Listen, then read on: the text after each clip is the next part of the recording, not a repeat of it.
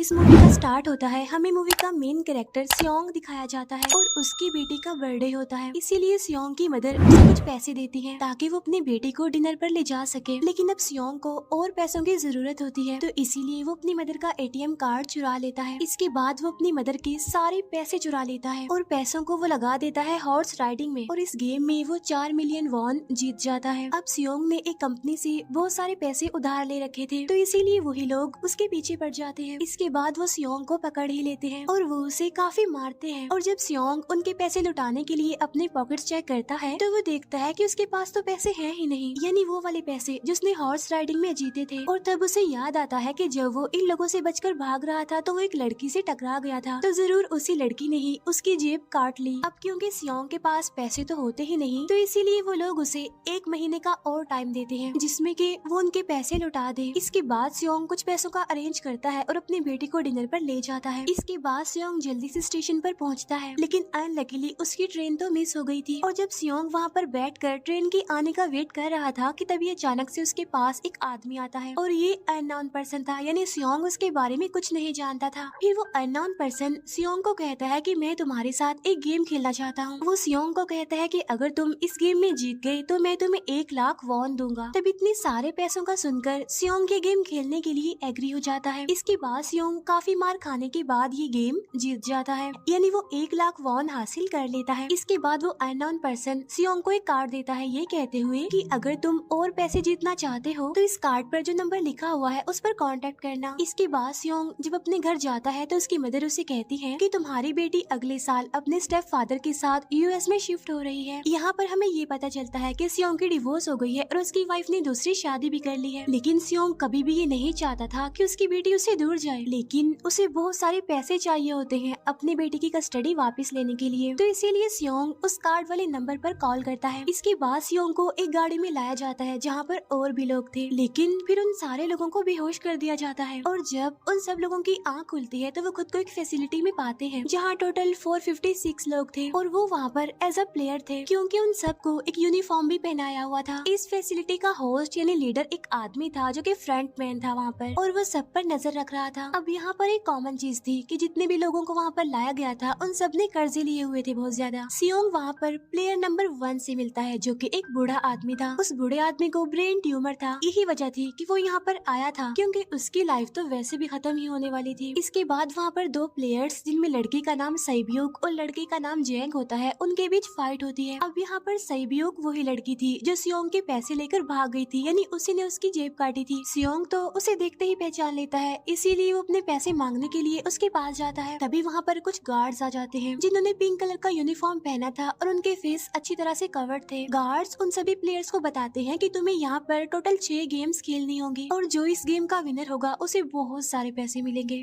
इसके बाद उन सबसे एक कॉन्ट्रैक्ट पर साइन करवाया जाता है और इस कॉन्ट्रैक्ट के 3 मेन रूल्स थे। पहला रूल ये कि कोई भी प्लेयर अपनी मर्जी से गेम को छोड़कर नहीं जा सकता। दूसरा रूल ये होता है कि जो भी प्लेयर खेलने से मना करेगा तो उस प्लेयर को एलिमिनेट कर दिया जाएगा, और उनके मुताबिक एलिमिनेट का मतलब क्या था ये तो हम आगे ही जानेंगे। गेम का तीसरा रूल ये था कि अगर मेजोरिटी इस गेम को खेलना नहीं चाहती तो वो इस गेम को छोड़कर जा सकते हैं। इसके बाद उन सबको गेम के लिए ले जाया जाता है। अब यहाँ पर सियोंग अपने क्लासमेट सेंगवू से भी मिलता है जो कि उसे बचपन से जानता था। सियोंग उसे वहाँ पर देखकर काफी हैरान होता है क्योंकि वो तो किसी बिजनेस के लिए आउट ऑफ कंट्री चला गया था। अब पहले गेम के लिए वहाँ पर एक काफी बड़ी डॉल थी और इस गेम का रूल काफी सिंपल था, और वो ये था कि डॉल जब भी गाना गाएगी उन सबको आगे बढ़ना है, और जैसे ही वो गाना गाना बंद करेगी तो उन सबको रुक जाना है और मूव नहीं करना है, और अगर कोई हिल गया तो उसे एलिमिनेट कर दिया जाएगा। अब स्टार्टिंग में तो ये सब कुछ उन्हें किसी प्रैंक की तरह लग रहा था, लेकिन जब एक लड़का हिल जाता है तो उसे शूट करके मार दिया जाता है, और यही होता है एलिमिनेट का मतलब, यानी उन्हें मार दिया जाएगा। अब ये देखकर वो सारे लोग काफी घबरा जाते हैं और उन्हें पता चल चुका था कि वो खतरे में है, इसीलिए लोग डरते हुए पैनिक करते हुए इधर उधर भागने लगते हैं।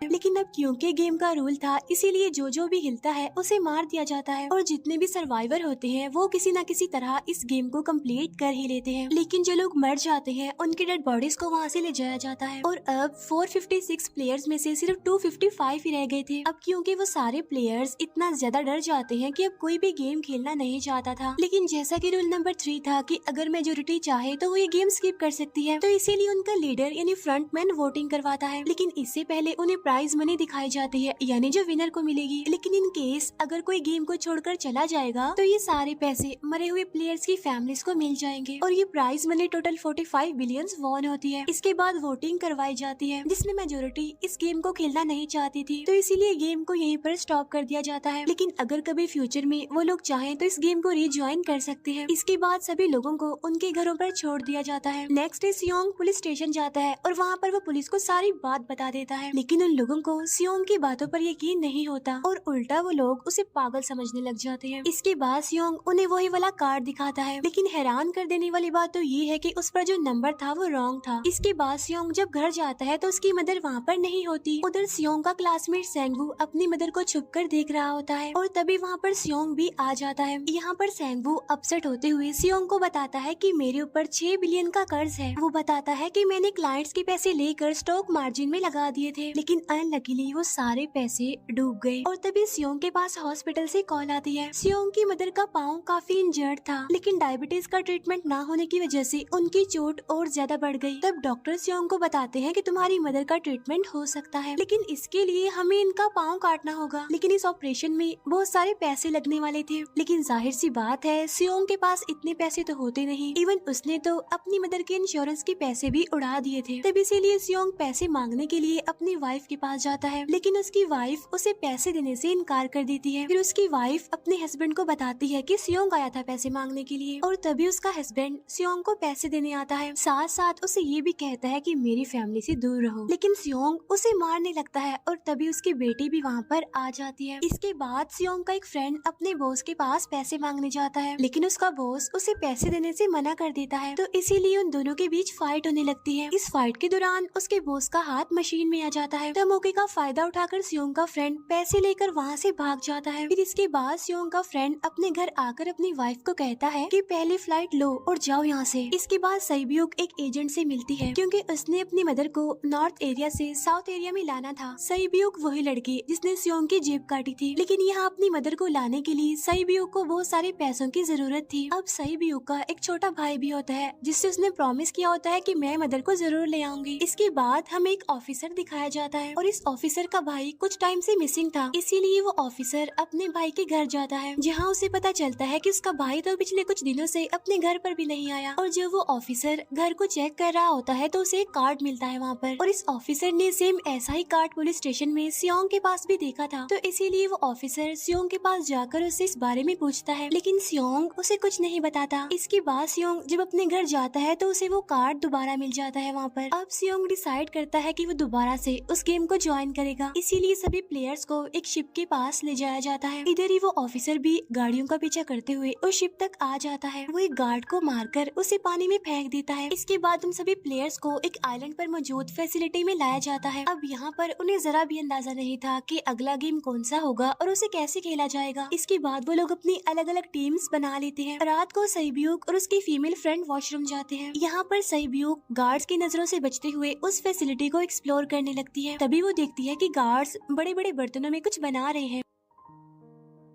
लेकिन अब क्योंकि गार्ड्स को शक हो जाता है तो ये गार्ड वॉशरूम्स को चेक करने के लिए आता है। लेकिन तब तक सईब्यूक वापस आ चुकी थी। इसके बाद सईब्यूक अपनी फीमेल फ्रेंड को सारी बात बता देती है जो उसने देखा था। लेकिन यहाँ पर सेंगवू उन दोनों की बातें सुन लेता है और वो इस बारे में सईब्यूक से पूछता है, जिस पर सईब्यूक बताती है कि वो बड़े बड़े बर्तनों में कुछ पका रहे थे। इसके बाद उन सभी प्लेयर्स को प्ले ग्राउंड में लाया जाता है, जहाँ पर उनके सामने 4 शेप्स थी। 4 शेप्स में से उन्होंने किसी एक शेप को चूज करना था। अब यहाँ पर सेंगवू को पता चल जाता है कि गेम क्या है और क्या करना है हमें। सेंगवू सियोंग को बताता है कि सबने अलग अलग शेप्स को चुनना है। इसके बाद उन सभी को एक छोटा सा बर्तन दिया जाता है जिसमें की शेप्स बनी होती हैं। अब गेम उनकी ये होती है कि उन्होंने किसी तरह उस शेप को बाहर निकालना है बगैर डैमेज किए। लेकिन अगर शेप जरा से भी खराब हो गई तो उन्हें एलिमिनेट कर दिया जाएगा, यानी मार दिया जाएगा। अब यहाँ पर सेंगवू तो इजिली उस शेप को निकाल लेता है, लेकिन सियोंग इतना ज्यादा घबरा जाता है कि उसकी हालत खराब होने लगती है। लेकिन फिर वो किसी न किसी तरह करके इस गेम को भी जीत लेता देता है। इसके बाद उन सबको वापस से रूम में लाया जाता है। अब यहाँ पर 187 प्लेयर्स वापस आए थे, जिनमें से अब सिर्फ 108 ही रह गए थे। इसके बाद उन सबको खाने के लिए ले जाया जाता है, लेकिन खाने की वजह से जैंग की एक लड़के से फाइट हो जाती है, जहाँ पर जैंग उस लड़के को इतना ज्यादा मारता है कि वो मौके पर ही मर जाता है। इधर ही हम देखते हैं कि उन प्लेयर्स में से एक डॉक्टर होता है जो गार्ड्स के साथ मिलकर मरे हुए लोगों के ऑर्गन्स निकाल कर उन्हें चाइनीज को बेचने का काम करता है। इसीलिए जब भी डेड बॉडीज को ले जाया जाता है तो वो डेड बॉडीज को गायब कर लेते हैं, क्योंकि ये सब कुछ एक प्लान के अकॉर्डिंग चल रहा था, क्योंकि ये सारा कुछ फ्रंट मैन से छुप कर हो रहा था। यही वजह थी कि कंट्रोल रूम में भी उन्होंने अपना ही एक आदमी बिठाया हुआ था जो कि उन लोगों की सारी वीडियो फुटेज डिलीट कर देता था, और गार्ड्स तो डॉक्टर को गेम के बारे में पहले ही बता देते थे ताकि वो सरवाइव कर सके। यहाँ पर एक गार्ड उसी प्लेयर डॉक्टर को बताता है कि आज हमने प्लेयर्स को जानबूझकर खाना कम दिया है ताकि वो आपस में लड़ने लगे, जिससे होगा ये कि सारे वीक प्लेयर्स गेम से आउट हो जाएंगे। साथ ही गार्ड डॉक्टर को अपनी अगली गेम के बारे में बता देता है। अब 30 मिनट के बाद वहाँ पर लाइट्स ऑफ होने वाली थी। अब यहाँ पर सैंगवू को पता था कि सियोंग की टीम जरूर कोई उल्टा काम करेगी, इसीलिए वो उस टीम को अपने पास बुलाकर उन्हें रिलैक्स रहने के लिए कहता है। उधर वो जो डॉक्टर प्लेयर होता है वो जैंग की टीम में शामिल हो जाता है। यहाँ पर डॉक्टर जैंग को बता देता है कि अगला गेम क्या होने वाला है। इसके बाद लाइट्स ऑफ हो जाती है और जैंग अपनी टीम के साथ मिलकर बाकी सभी को मारने लगता है। जैंग एक लड़की को मारकर सैब्यू को मारने जाता है, लेकिन तभी सियोंग उसे बचा लेता है। इसके बाद गार्ड्स वहाँ पर आकर उन सभी को रोक लेते हैं और अब टोटल 80 लोग रह गए थे। इसके बाद उन सभी को तीसरे गेम के लिए ले जाया जाता है और यहाँ पर उन्हें 10-10 प्लेयर्स की एक टीम बनाने के लिए कहा जाता है, और वो लोग ऐसा ही करते हैं, अपनी अपनी टीम बना लेते हैं। अब क्योंकि जैंग को अगली गेम के बारे में पहले ही पता होता है, इसीलिए वो सैब्यू की फीमेल फ्रेंड को अपनी टीम में नहीं रखता और वो अपनी टीम में सिर्फ मर्दों को ही रखता है। इसके बाद सैंगवू भी अपनी एक टीम बना लेता है। अब क्योंकि उन्हें एक प्लेयर की जरूरत थी, तो इसीलिए सैब्यू की फीमेल फ्रेंड उनके टीम में शामिल हो जाती है, और ये गेम असल में टग ऑफ वॉर का होता है, यानी उन्होंने अपने सामने वाली टीम को नीचे गिराना था। इसके बाद गेम स्टार्ट हो जाती है और जैंग की गेम बड़ी आसानी से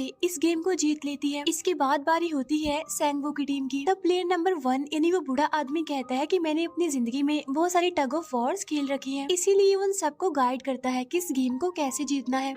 तो इसीलिए वो लोग किसी न किसी तरह करके इस गेम को जीत जाते हैं। फिर दिखाया जाता है कि 30 मिनट के बाद दोबारा से लाइट्स ऑफ हो जाएंगी, जिस पर सैंगवू उन सबको कहता है कि रेडी रहना। तो इसीलिए वो डिसाइड करते हैं कि एक एक करके हम पहरा देंगे। अब जैंग की टीम में एक से बढ़कर एक चालाक प्लेयर था, तो इसीलिए जैंग को डर होता है कि कहीं उसकी टीम उसे ही साइड पर न लगा दे, यानी उसे ही अपने रास्ते से न हटा दे। दूसरी तरफ डॉक्टर और गार्ड्स मिलकर डेड बॉडी की ऑर्गन्स निकाल रहे होते हैं और इन ऑर्गन्स को डिलीवर करने जाना था गार्ड नंबर 28 एंड 29। तब वो सभी एक डेड बॉडी के बारे में बातें करने लगती हैं जिसकी सिर्फ एक किडनी थी और वो उसे ज़ॉम्बी कह रहे थे। अब यहाँ पर जो गार्ड नंबर 29 था, यानी जिसने वो ऑर्गन्स डिलीवर करने जाने थे, वो कोई और नहीं बल्कि वो ऑफिसर था जो गार्ड के बेस में वहाँ पर आया था। और ये सब बातें सुनकर उसे शक होता है कि शायद ये लोग मेरे भाई की बात कर रहे हैं, क्योंकि उसकी भी एक ही किडनी थी। इसके बाद नंबर 28 और 29 यानी वो ऑफिसर ऑर्गन्स को डिलीवर करने के लिए चले जाते हैं। रास्ते में वो ऑफिसर नोटिस करता है कि टनल में तो बॉम्ब लगा हुआ है। तब नंबर 28 उसे बताता है कि जब हम यहाँ से बाहर निकलेंगे तो इस जगह को ब्लास्ट कर दिया जाएगा। अब यहाँ पर वो ऑफिसर नंबर 28 से और इन्फॉर्मेशन लेने की कोशिश करता है, इसीलिए नंबर 28 को उस पर डाउट होने लगता है, इसीलिए वो उस ऑफिसर को अपना फेस दिखाने के लिए कहता है। अब यहाँ पर वो ऑफिसर अपना फेस भी दिखा देता है, साथ साथ वो नंबर 28 पर गन पॉइंट भी कर देता है। साथ साथ वो ऑफिसर उससे एक किडनी वाले आदमी के बारे में पूछता है कि वो कौन है जिसे तुम ज़ॉम्बी कहते थे, जिस पर वो नंबर 28 उससे कहता है कि वो तो एक लड़की थी। अब यहाँ पर नंबर 28 उस ऑफिसर को कहता है कि तुम लीडर के रूम में जाकर सारी इन्फॉर्मेशन देख सकते हो, वहाँ पर सबका डाटा है। ये जानने के बाद वो ऑफिसर नंबर 28 को मार डालता है। उधर वो डॉक्टर गार्ड से अगली गेम के बारे में पूछता है, लेकिन इस बार गार्ड्स को भी अगली गेम के बारे में पता नहीं होता। तब इसीलिए डॉक्टर को गुस्सा आ जाता है और वो एक गार्ड को पकड़ लेता है और उनकी फाइट होने लगती है। इसी फाइट में डॉक्टर उस गार्ड को मारकर वहाँ से भाग जाता है। इसके बाद एक गार्ड भी उसका पीछा करता है और वो दोनों प्लेग्राउंड में आ जाते हैं। यहाँ पर गार्ड डॉक्टर को अपनी बातों में फंसाकर उसे मारने वाला होता है, लेकिन तभी लीडर इन्हीं फ्रंटमैन आकर उसे मार डालता है और बाद में वो उस डॉक्टर को भी मार डालते हैं। साथ साथ इन्हीं वहीं पर नंबर 28 की डेड बॉडी भी मिल जाती है, जिससे इन्हें ये पता चल जाता है कि फैसिलिटी में कोई घुस गया है। उधर वो ऑफिसर लीडर इन्हीं फ्रंटमैन के रूम तक पहुँच जाता है। तब वो चेक करते करते एक ऐसे रूम में जाता है जहाँ पर सबकी रिकॉर्ड्स थे और जब वो ऑफिसर रिकॉर्ड चेक कर रहा होता है तो उसे सभी विनर्स की एक लिस्ट मिलती है जिसमें उसके भाई का भी नाम था, यानी वो भी कभी विनर था। उधर सभी प्लेयर्स को फोर्थ गेम के लिए ले जाया जाता है जहाँ पर उन सबको अपना अपना पार्टनर चुनने के लिए कहा जाता है और वो प्लेयर्स करते भी ऐसा ही है, अपना अपना पार्टनर चुन लेते हैं। सहयोग की फीमेल फ्रेंड भी अपना पार्टनर ढूंढने की कोशिश करती है लेकिन कोई भी उसका पार्टनर बनने को तैयार ही नहीं था। इसके बाद सभी प्लेयर्स को 10-10 मार्बल्स दिए जाते हैं। असल में ये गेम ऐसी होती है कि एक प्लेयर को अपने पार्टनर से सारे मार्बल्स लेने होते हैं बगैर कोई जोर जबरदस्ती किए, और जो दूसरा पर्सन होगा यानी जिसके पास मार्बल्स नहीं होंगे उसे मार दिया जाएगा। फिर सैंगवू और सियोंग का फ्रेंड ऑड और इवन का गेम खेलते हैं जिसमें कि उन्होंने गेस करना था कि सामने वाले के हाथ में कितने मार्बल्स हैं। अब यहाँ पर सियोंग का फ्रेंड सैंगवू के सारे मार्बल्स जीत जाता है जिसकी वजह से लास्ट में सैंगवू के पास सिर्फ एक ही मार्बल बचता है। अब क्योंकि सैंगवू को पता चल चुका था कि अब वो बच नहीं पाएगा, इसीलिए वो सियोंग के फ्रेंड को अपनी बातों में फंसा कर उसे ये यकीन दिलाता है कि अगर हम में से कोई भी हार गया तो हारे हुए लोगों का मैच दोबारा करवाया जाएगा। अब यहाँ पर सैंगवू धोखे से सियोंग के फ्रेंड के सारे मार्बल्स चेंज कर देता है। इसके बाद सैंगवू मार्बल्स लेकर गार्ड को दे देता है और वहाँ से बाहर चला जाता है। और जब सियोंग का फ्रेंड मार्बल्स चेक करता है तो वहाँ पर पत्थर होते हैं। उधर प्लेयर नंबर 1 यानी उस बूढ़े आदमी की हालत खराब हो रही थी, इसीलिए वो तो इधर उधर घूम रहा था, लेकिन सियोंग किसी तरह उसे खेलने के लिए एग्री कर लेता है। अब यहाँ पर वो दोनों यानी वो बूढ़ा आदमी और सियोंग भी इवन आउट खेलते हैं। अब इनमें से वो बूढ़ा आदमी सियोंग के सारे मार्बल्स जीत जाता है, लेकिन लास्ट राउंड में वो बूढ़ा आदमी भूल जाता है कि उसने क्या चूज किया था। तो यहाँ पर सियोंग उसी बातों में फंसा कर उसके सारे मार्बल्स ले लेता है। लेकिन यकीन मानिए कि वो बूढ़ा आदमी काफी चालाक था, उसने एक मार्बल अपने पास ही रखा हुआ था और वो दोबारा से इधर उधर घूमने लगता है। अब यहाँ पर सियोंग उसे रिक्वेस्ट करता है कि प्लीज मेरे साथ एक और गेम खेलो ना। तब यहाँ पर वो बूढ़ा आदमी कहता है कि मुझे पता है कि तुमने सारे मार्बल्स धोखे से लिए हैं मुझसे। वो कहता है कि मुझे सब पता था, बस मैं पागल बनने की एक्टिंग कर रहा था।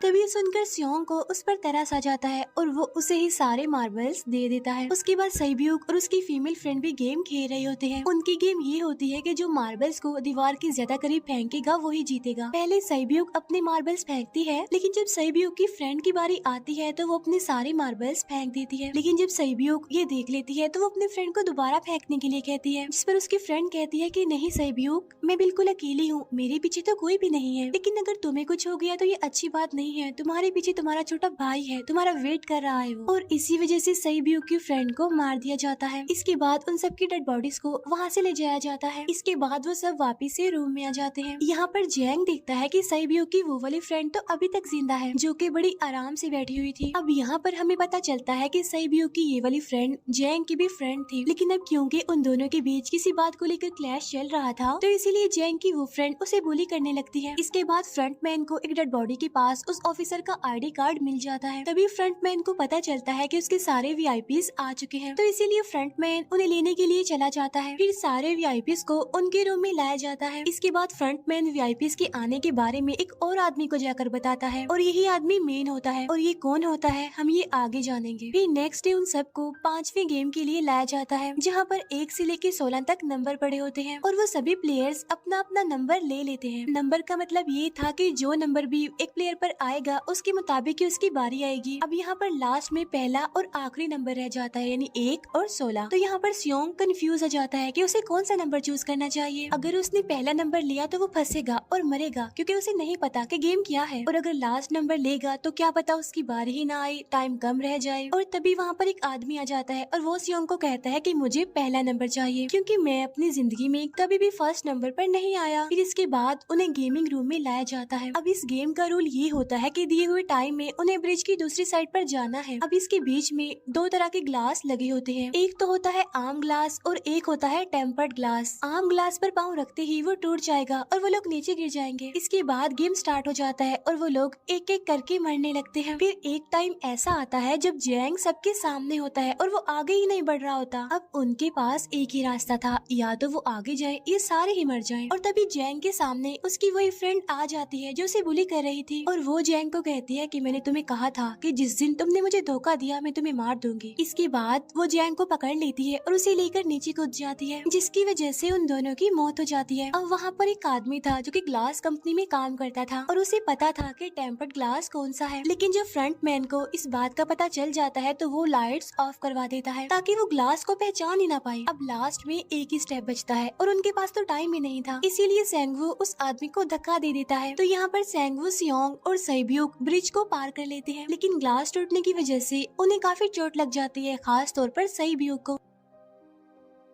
उधर उस ऑफिसर ने एक सर्वेंट को मारकर उसकी जगह खुद ले ली थी। अब एक वीआईपी को उस ऑफिसर पर शक होता है और वो उसे कहता है कि अपना मास्क रिमूव करो, लेकिन वो ऑफिसर कहता है कि ठीक है, लेकिन मैं अंदर जाकर अपना मास्क रिमूव करूंगा। इसके बाद वो ऑफिसर उस वीआईपी को लेकर अंदर चला जाता है। अंदर जाकर वो ऑफिसर उस वीआईपी को बेहोश कर देता है और इस बात का पता फ्रंट मैन को चल जाता है, इसीलिए फ्रंट मैन उसके पीछे जाता है और वो उस ऑफिसर को देख लेता है, इसीलिए वो ऑफिसर वहाँ से भागकर आइलैंड पर आ जाता है। फ्रंट मैन भी उसका पीछा करते हुए वहाँ पर आ जाता है। अब यहाँ पर वो ऑफिसर अपने सीनियर्स को कॉल करने की कोशिश करता है, लेकिन कॉल कट हो जाती है। फिर वो ऑफिसर उन्हें सारे सबूत भेजता है, लेकिन वहाँ पर नेटवर्क नहीं था। इसके बाद फ्रंट मैन ऑफिसर को पकड़ लेता है और उसे उनके साथ चलने के लिए कहता है, लेकिन वो ऑफिसर तो उस फ्रंट मैन पर गोली चला देता है। इसके बाद फ्रंट मैन अपना मास्क उतार देता है, तो वो ऑफिसर देखता है कि वहाँ पर कोई और नहीं बल्कि उसका अपना भाई है वो। इसके बाद ऑफिसर का भाई यानी फ्रंट मैन उसे शूट कर देता है और वो जाकर पानी में गिरता है। उधर ग्लास लगने की वजह से सैब्यूक काफी इंजर्ड हो गई थी और उसका बहुत सारा खून भी बह रहा होता है। इसके बाद तीनों सर्वाइवर्स को